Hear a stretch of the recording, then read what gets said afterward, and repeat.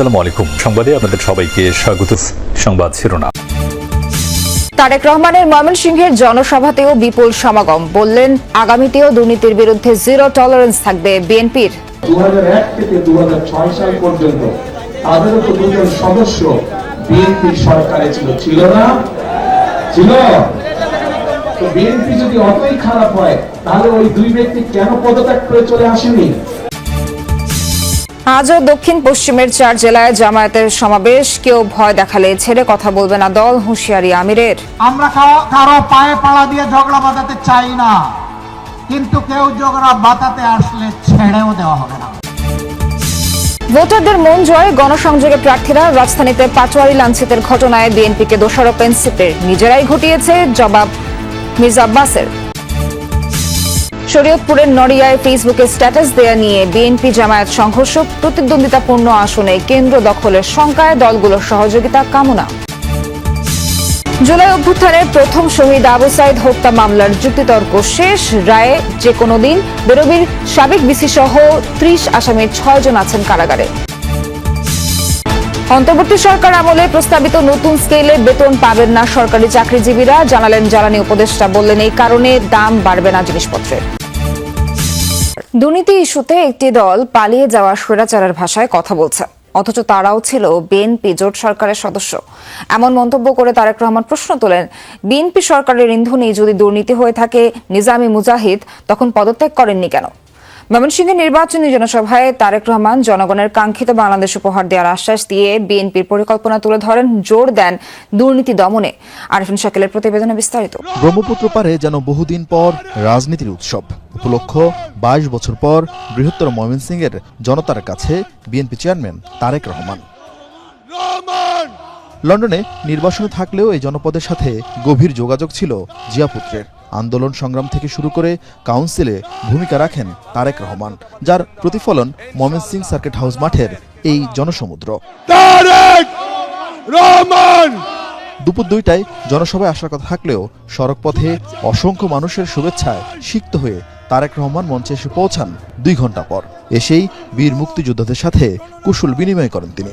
পরে তারেক রহমান তার দেশ গড়ার পরিকল্পনা তুলে ধরেন। নারীদের জন্য, মায়েদের জন্য, আমরা গৃহিণীদের জন্য, বিশেষ করে খেটে খাওয়া মানুষ যারা, সেই পরিবারের গৃহিণীদের জন্য আমরা একটি ফ্যামিলি কার্ড নামে কার্ড দিতে চাই মা বোনদেরকে, যাতে করে এই ফ্যামিলি কার্ডের সুবিধা প্রত্যেকটি মানুষের, প্রত্যেকটি পরিবারের কাছে, অল্প হলেও প্রত্যেকটি পরিবারের কাছে পৌঁছতে পারে। গণভোটে হ্যাঁ পাশ করলে ফ্যাসিবাদ ফিরবে না, এর জন্য নতুন ফ্যাসিস্টরা গণভোটের বিপক্ষে প্রচারণা চালাচ্ছে। যশোরের নির্বাচনী সমাবেশে এমন মন্তব্য করেন জামায়াত আমির ডক্টর শফিকুর রহমান। কেউ যদি পায়ে পাড়া দিয়ে ঝগড়া করতে আসে তবে ছাড় দেওয়া হবে না বলেও হুঁশিয়ারি দেন তিনি। বলেন একটি দল মায়েদের ফ্যামিলি কার্ড দেওয়ার কথা বলছেন, আবার মা বোনরা নির্বাচনী প্রচারণায় গেলেই হেনস্থা করছেন। এমন ঘটনা চলতে থাকলে নির্বাচন কমিশনও ব্যবস্থা না নিলে এবার প্রতিরোধ করা হবে। দেশের দক্ষিণাঞ্চল জুড়ে আয়োজিত সমাবেশে এসব কথা বলেন জামায়াত আমির। নির্বাচনী প্রচারণার 6ষ্ঠ দিনে দেশের দক্ষিণ পশ্চিমাঞ্চল জুড়ে পথসভা ও জনসভায় অংশ নিচ্ছেন জামাত আমির ডাক্তার শফিকুর রহমান। দিনের শুরুতেই যশোর ঈদগাহ মাঠের জনসভায় অংশ নেন তিনি। জনসভায় জামাতের সেক্রেটারি জেনারেল অধ্যাপক মিয়া গোলাম পরোয়ার বলেন, একটি অপশক্তি জুলাই সনদ বাস্তবায়ন না করে আবারও দুর্নীতি অপশাসন ফিরিয়ে আনতে গণভোটে না এর পক্ষে ক্যাম্পেইন করছে।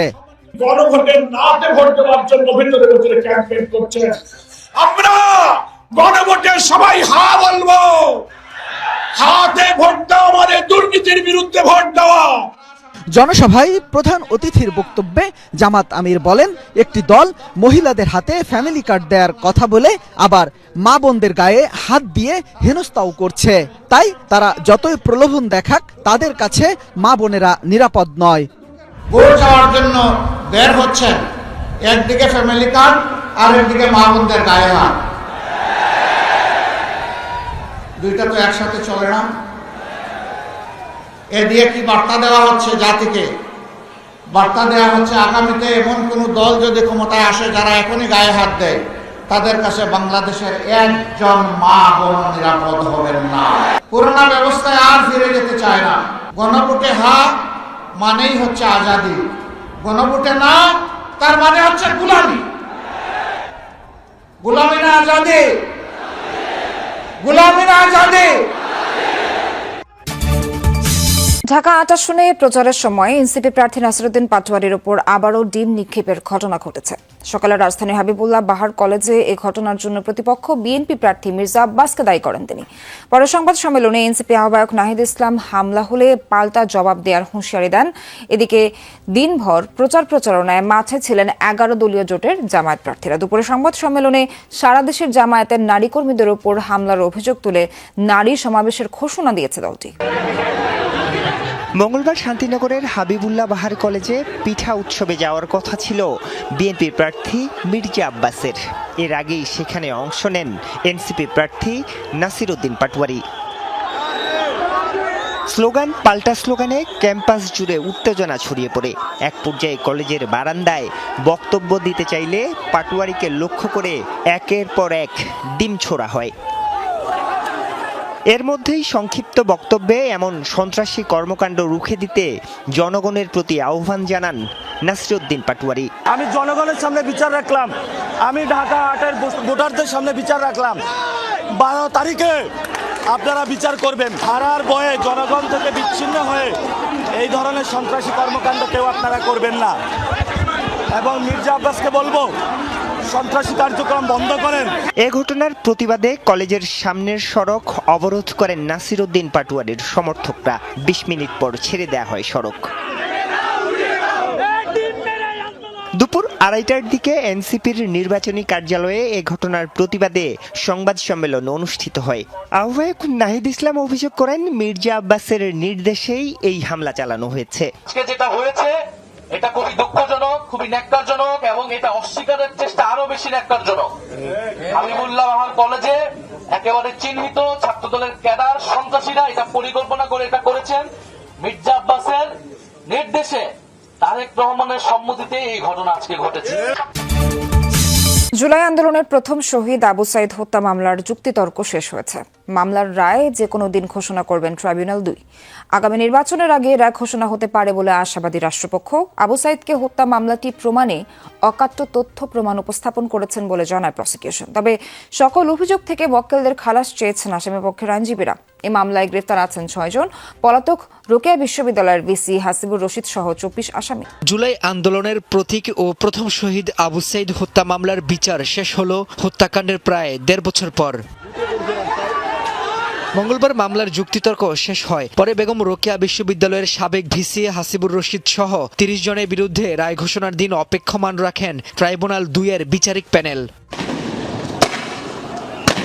প্রসিকিউশন জানায় আবু সাইদ হত্যা মামলা প্রমাণে তারা অকাট্য তথ্য ও দালিলিক প্রমাণ উপস্থাপন করেছেন। মামলার আসামিদের সর্বোচ্চ শাস্তির প্রত্যাশা তাদের। নিশ্চিদ্র প্রমাণ দ্বারা উপস্থাপন সক্ষম হয়েছি। যাদের বিরুদ্ধে আমরা অভিযোগ দায়ের করেছি তারা সকলেই মামলার সাথে সংশ্লিষ্ট, সকলের বিরুদ্ধেই অভিযোগ আমরা প্রমাণ করতে পেরেছি। আইনানুগ শাস্তি চেয়েছি, সর্বোচ্চ শাস্তি চেয়েছি।